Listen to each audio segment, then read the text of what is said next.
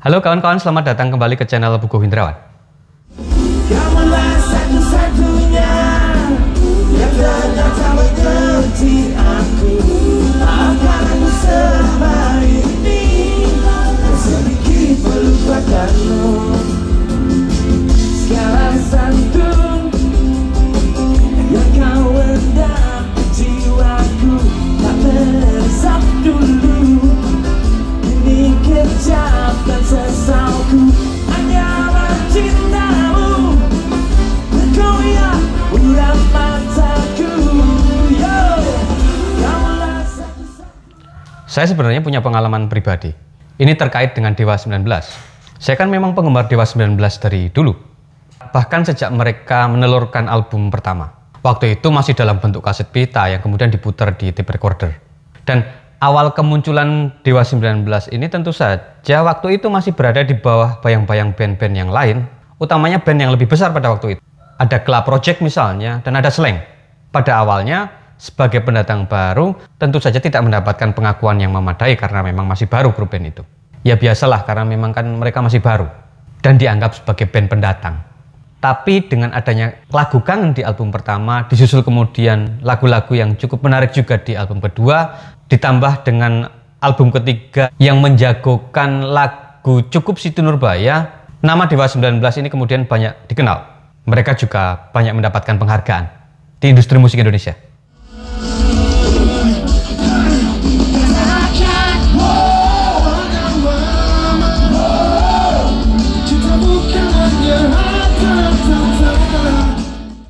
Tapi memang situasinya pada saat itu agak unik ya. Tahun 1990-an sampai tahun 2000-an lah, band Indonesia itu memang dikenal dengan kehidupan yang glamor dan plus narkoba.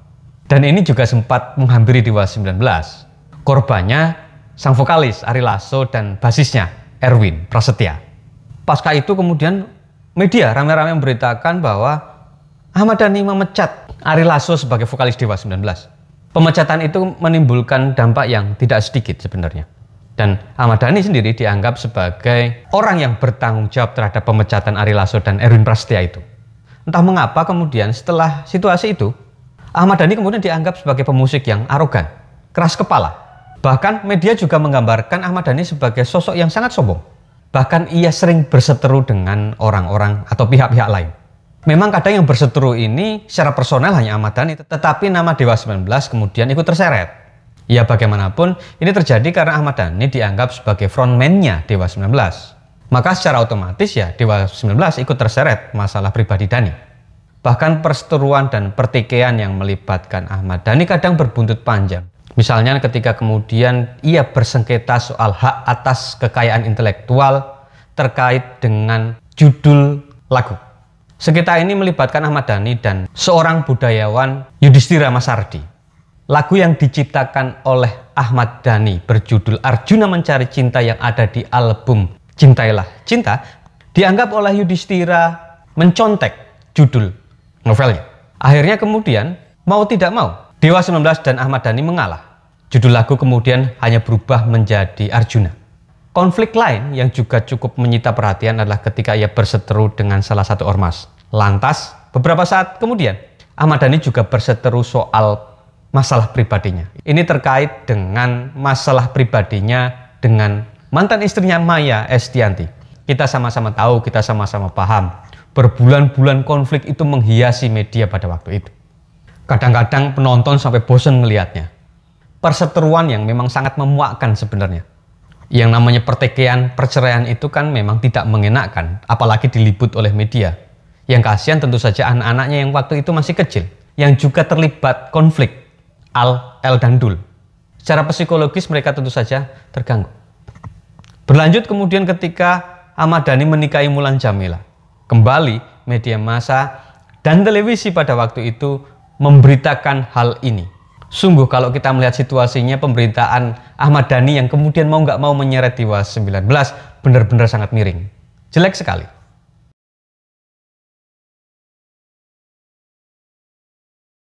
Tapi kemudian situasi ini agak berubah.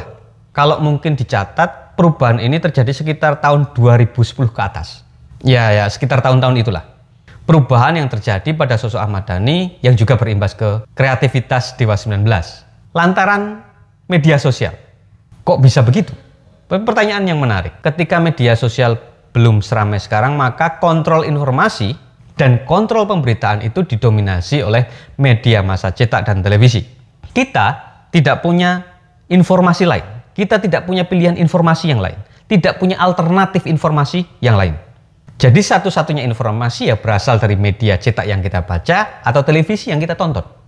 Nah, situasinya kemudian berubah ketika internet datang. Perubahan teknologi itu datang.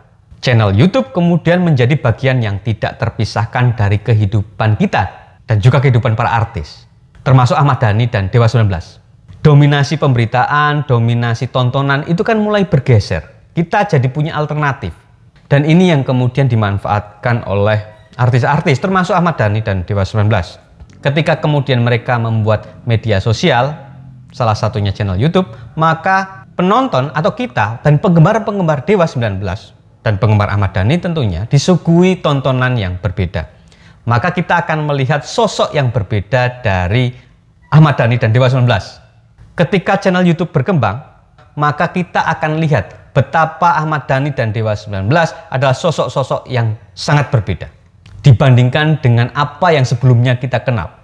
Kalau kita tonton lagi bagaimana kemudian Ahmad Dhani dan Dewa 19 ini mengkategorikan dirinya sebagai seorang family man. Jadi orang yang betul-betul memperhatikan keluarganya. Simak saja channel-channel YouTube yang melibatkan nama Ahmad Dhani dan Dewa 19. Perubahan sikap Ahmad Dhani dan Dewa 19 menjadi sangat kelihatan. Bagaimana kemudian kita melihat Ahmad Dhani sebagai sosok yang memperhatikan anak-anaknya, memperhatikan keluarganya, bercanda dengan musisi-musisi yang lain, bahkan bercanda dengan musisi yang umurnya mungkin jauh di bawahnya. Bagaimana kemudian keakraban antara Ari Lasso, Ahmad Dhani, dan Andra misalkan di lingkup Dewa sangat terlihat. Ketika ini yang direkam, maka sikap sifat arogan Ahmad Dhani yang berimbas kepada Dewa 19 sama sekali hilang.